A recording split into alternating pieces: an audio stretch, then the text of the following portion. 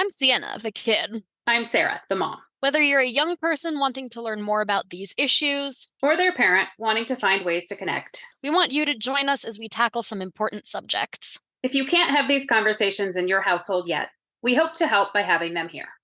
Welcome to Queer Kids Straight Mom. Let's talk.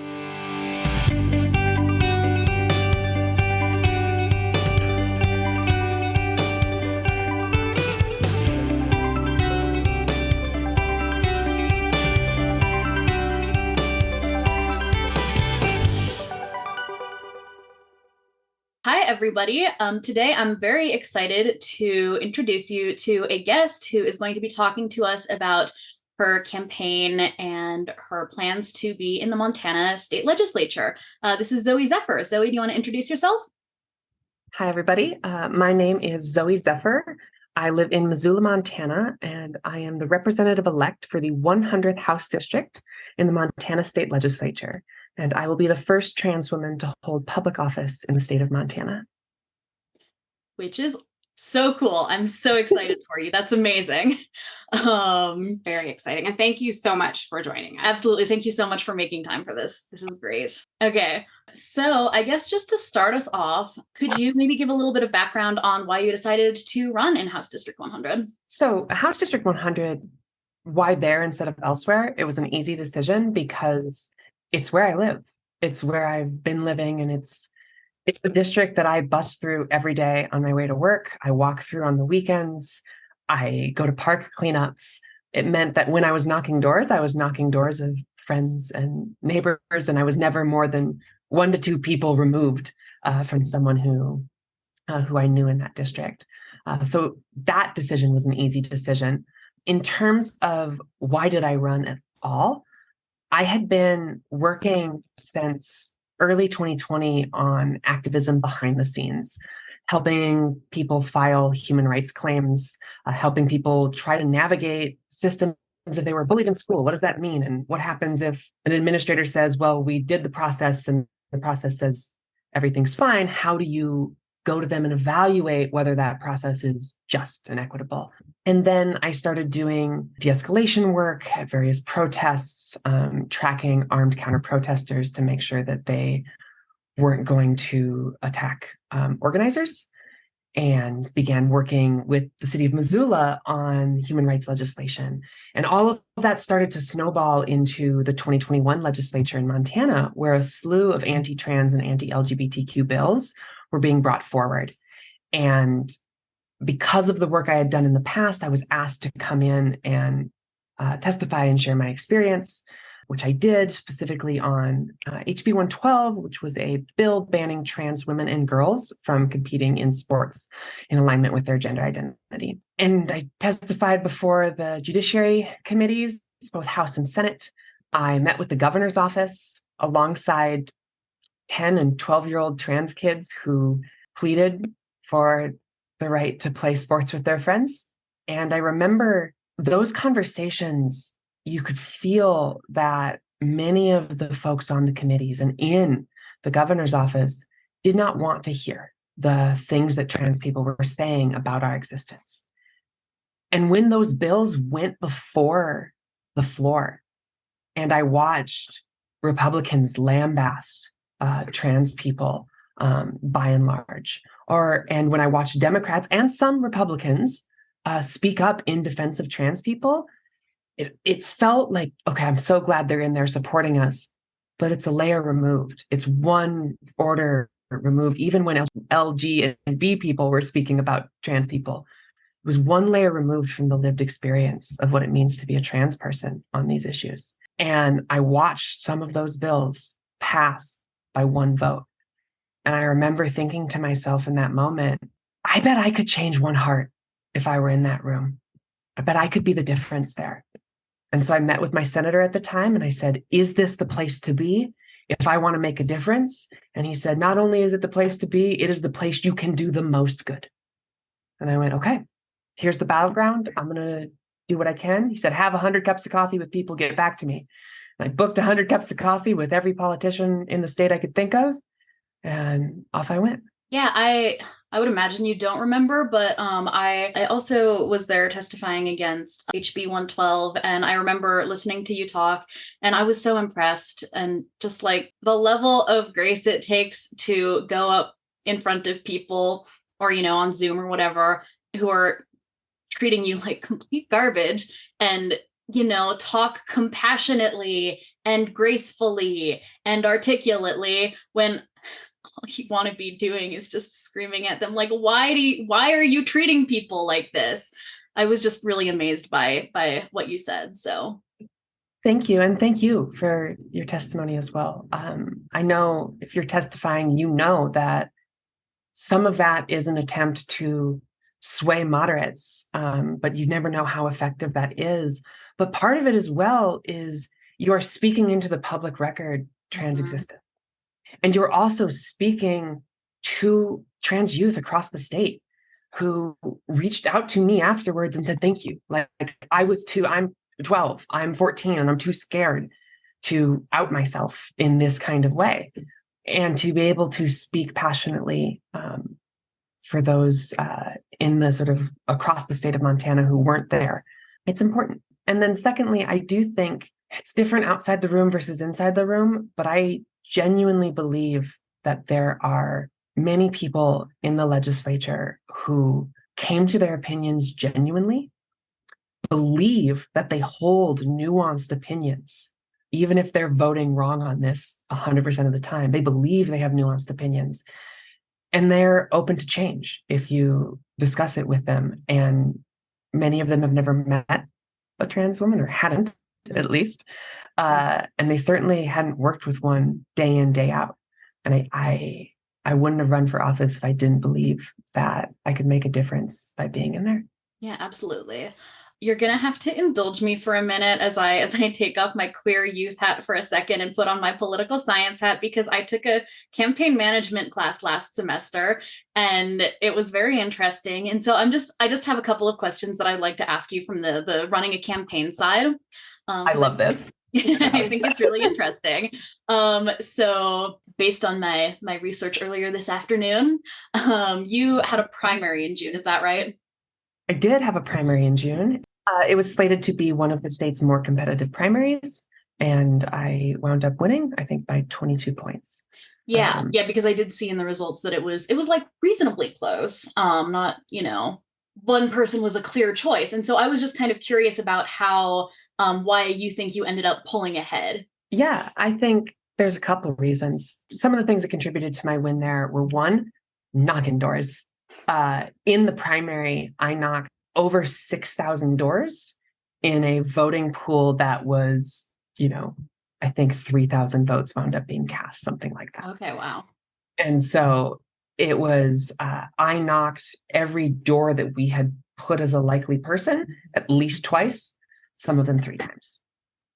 And that makes a difference. So you have 150 seats between 100 House and 50 Senate. Dems weren't in every one of them, but in total, I knocked over 10% of all doors knocked by Democrats in the Montana primary. Wow. That's phenomenal. That makes a difference. And that's not a knock on Democrats who were out knocking doors. I went hard, and I was able to go that hard because I also had a huge team because of the community work I had done and continue to do, and because of the sort of history making aspect of it. Queer organizers across the community rallied. And while many people running primaries had 2 to 3 people helping them, I had 30 who were out on the doors with me. And that makes a difference. And then I think in a community like Missoula, being a longtime member of that community and being a young woman running for office, there were a lot of people who were excited for that. They wanted to see young people in office. They wanted to see women in office. They wanted to see LGBT representation in office. And there were a lot of people who celebrated that as the sort of initial welcoming, and then were like, but let's talk policy. And when they saw that I had all of that policy knowledge on top of it would be better to see more women and more equitable representation in office, when they saw those two things together, I think it clicked for a lot of people that there was that I was the candidate for them. Yeah, I guess primaries can be a little bit watered down on the policy front. But like, given that, what were the issues that you noticed that people were most concerned about in the primary? Housing, 100% housing in Montana. It was 6,000 doors, and I think 5,980 of them probably talked housing. It's the issue, and it's the issue whether or not you're renting, whether there were homeowners snitching on Airbnbs that had taken away the sense of community in their neighborhoods, whether it was homeowners or renters who were trying to get into homes, homeowners who were trying to get into bigger homes so they could start families, or people who were tired living on fixed income and couldn't afford their home payments or property taxes.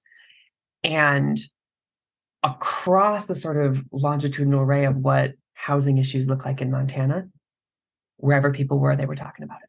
From there, we trickled into conversations about, solar and, stream access, and whether or not Missoula should be building up or out or both, and questions of how clean energy like solar localizes economies. And on top of those things, Missoula's a smart city. They were also talking about the national flashpoints, the Dobbs decision, trans attacks, LGBT attacks. They were very aware of national conversations around those and wanted to talk. So, okay. So then you won your primary, which is exciting. And after that, how did your strategy shift, and what was your kind of focus? So given the makeup of my district, which is the bluest district in the state, I was able to pull back a little bit on what I did, to focus more on talking with orgs about policy. Still knocked a little bit of doors, but did not push nearly as hard as I did in the primary. And then also, that primary window is mid-June to mid-November or early November. And at the beginning of August, I had a vaginoplasty. And so I was out of commission from the beginning of August till like the week before the election. Wow. And like medically forbidden from knocking doors for like 2.5 months. And so how that shifts the strategy of, are you making phone calls? Are you going to making sure that, okay, if the union hosts an event at a park, maybe you show up there because that's where the community is going to be. That's where people who, maybe thought, well, you beat a union person in the primary. Do you actually care about unions? Can I go to that event and talk to them there? And so, because then I can stand and lean against a tree as opposed to knocking doors all day. And that shifted the strategy there as well. So. Yeah, no kid, that is a lot. It's been a year. I'm so impressed right now. I can't even imagine, like, surgery. Oh, I'm still in a campaign. Still just going. Yeah. Wow. All right. So then moving on to kind of looking ahead, what are your kind of main goals? You've talked a little bit about, just introducing people to a transgender person, but are there other kind of focuses you have, or? Yeah, I think when I talk about trans issues, there's like a lot of that is defense, is understanding that, like, how do you get a house that is, 100 people and it's 68 Republicans, 32 Democrats? How do you get 19 of those Republicans to understand that these issues aren't where they should be focusing their attention, and that our communities don't want it? Their party base doesn't want it. Can I convince 19 of them? Can I convince 4 in the judiciary? Those conversations are part of the work, obviously, and also making sure that I'm bringing forward policies that reflect the needs of my community and shift the conversations both locally and nationally.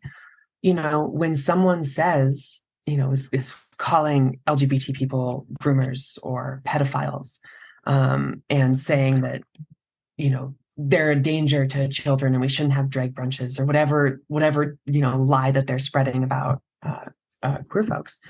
How do I shift and say, hey, actually, here are our real concerns is people can kill us and use our transness as a defense in court. Or did you know that in Montana, it's legal to not let a trans person dog? You think we're a danger to kids, and you're putting that rhetoric sort of, you're not saying we are, but you're thinly veiling it. Let's pull that back and say, do you think I should be able to start a family? That's the conversation I want to have. Not should drag queens be able to teach kids how to read. You're obfuscating the issue here. And if you want to talk family, let's talk about it in a way that's very real and directly impacts trans people in Montana. Beyond that, I think it comes to bringing, every legislator comes in with various lived experiences. I'm a union worker. I'm a renter. I'm a queer woman. I'm young. My grandparents were farmers. All of those little intersections of identity, I bring them into the legislature and propose policies built off of them and the needs of my community as they told me. And so how can I go in and propose landlord-tenant revisions or propose property tax revisions and say, hey, let's talk about this from this framework. Let's make sure we're considering the lives of renters as we do this. And, in a legislature that has very few renters and quite a bit of landlords. And how do you make sure that you are standing up for communities of need through the lens of your lived experiences? And I think that's the key when it comes to drafting legislation that you can feel proud of and stand behind with authority and authenticity. Yeah, that's such a great point. I mean, because we really do have quite a homogenous legislature. And when you're thinking about, okay, well, what does Montana actually look like? It's not the most diverse state, but there's certainly a lot of diversity in Montana. And it's so important to make sure that all of those different identities are reflected and the ways that different identities interact are reflected. And I'm just not sure that's something a lot of people who are, privileged enough to have never really had to consider how their identities reflect really understand necessarily. So that I think that's a really good point.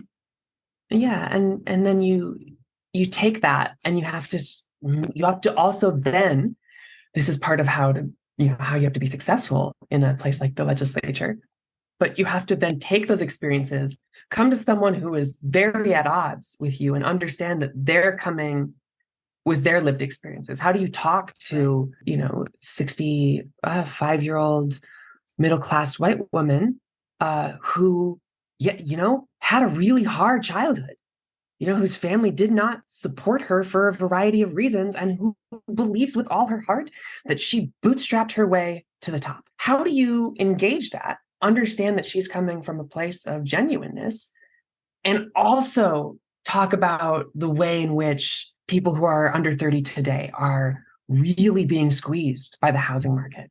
And what does it look like to make sure that we are giving them opportunities? Why is childcare important for the state of Montana? Why are we fighting so hard for that? And why is that something that the government should fund? And figuring out how to meet people in those conversations, that's what will determine how successful we all are in the legislature, especially those of us in the minority. So, moving on, I guess a little bit more to focus on your queer identity.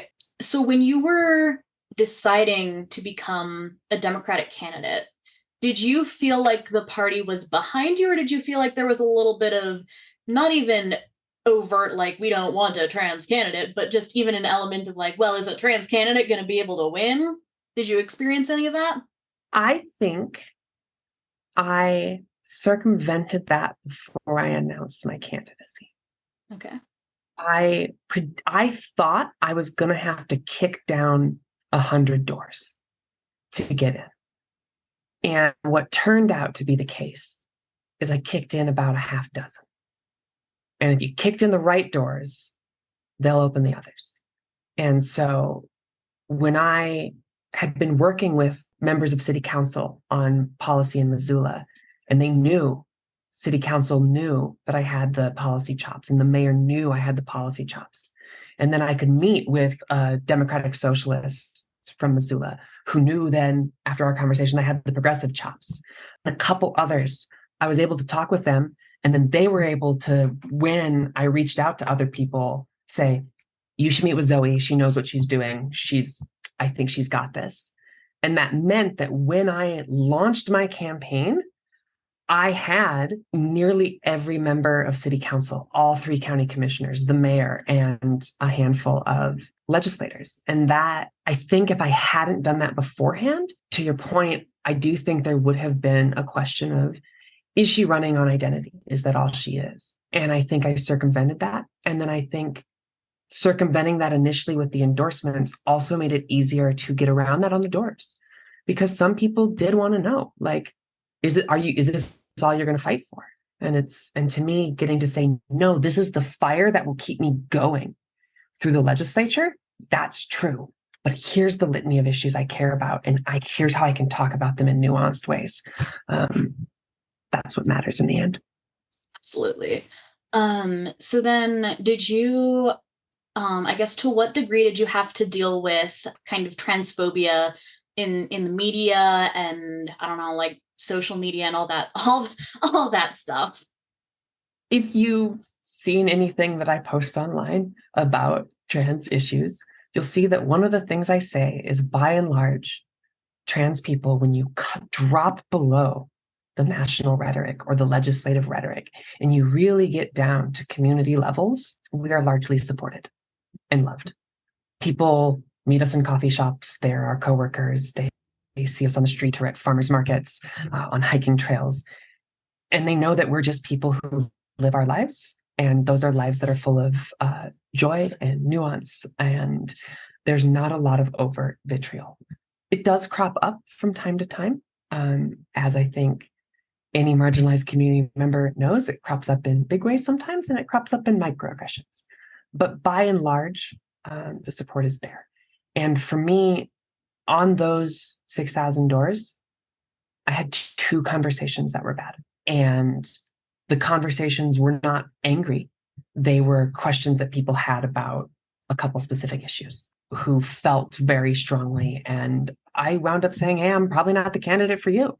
If you're this upset about trans issues, don't be the person. Like, we could talk about issues in a lot of different ways, but, a question of, do I deserve life-saving medication is not a thing that I really want to have an open dialogue with you on. That was there. In the media, Missoula's media market you'd have to be very stupid to run a negative ad, let alone a negative ad on an LGBT person. That would just be a waste of money. And I saw 0 attack ads against me. And in fact, when it came to the general election, my opponent messaged me and was like, I'm not going to say anything negative about you whatsoever. And in fact, if you win, I think it's going to be an exciting thing for the state. And then we met after the general election to have a debrief about what we'd heard on the doors and conversations about what our constituents broadly want. Online, there's going to be some. There's always some. But people can be mean online, and cheers to them. It doesn't really impact me. Yeah, that's actually really cool about your opponent. Yeah.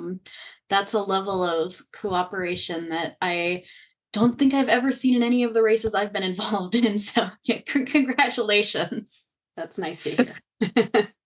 Thank you. It felt like the way things should be when he said, I lost this election. I'm excited to see what you can do.